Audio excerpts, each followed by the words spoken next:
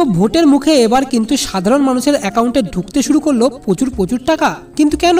সেই প্রশ্নের উত্তর দেখে নেবো আমরা আজকের এই ভিডিওটিতে। সুতরাং ভিডিওটিতে অবশ্যই শেষ পর্যন্ত সঙ্গে থাকবেন।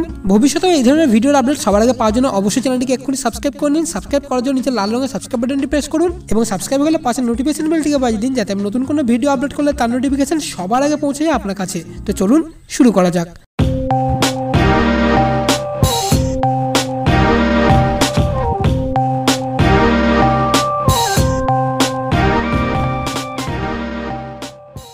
ভিডিও শুরুর আগে আপনাদের কাছে একটি রিকোয়েস্ট, ভিডিওটিকে অবশ্যই একটি লাইক দিয়ে দেবেন, কারণ আপনার একটি লাইক আমাকে অনেকটা উৎসাহিত করে পরবর্তী ভিডিও আপলোডের জন্য। তো যেমনটা আপনাদেরকে বললাম, জিরো ব্যালেন্স অ্যাকাউন্টে আচমকাই টাকা কমিশনে যাচ্ছে তৃণমূল। গ্রাহকদের ব্যাংক অ্যাকাউন্টে আচমকায় হাজার টাকা ঢুকছে, এমনই চাঞ্চল্যকর ঘটনা ঘটেছে নদিয়ার হরিণঘাটার পুরসভার 6 নম্বর ওয়ার্ডের বড় জাগুলিয়ার একটি রাষ্ট্রায়ত্ত ব্যাংকে।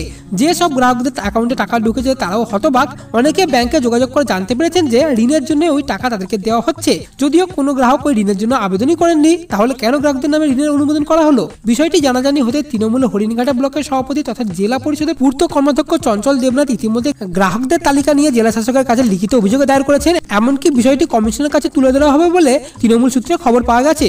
নদিয়ার জেলা শাসক সুমিত গুপ্তা বলেন, ব্যাংকের টাকা জমা হওয়া সংক্রান্ত বিষয় নিয়ে লিখিত অভিযোগ আমার কাছে জমা পড়েছে।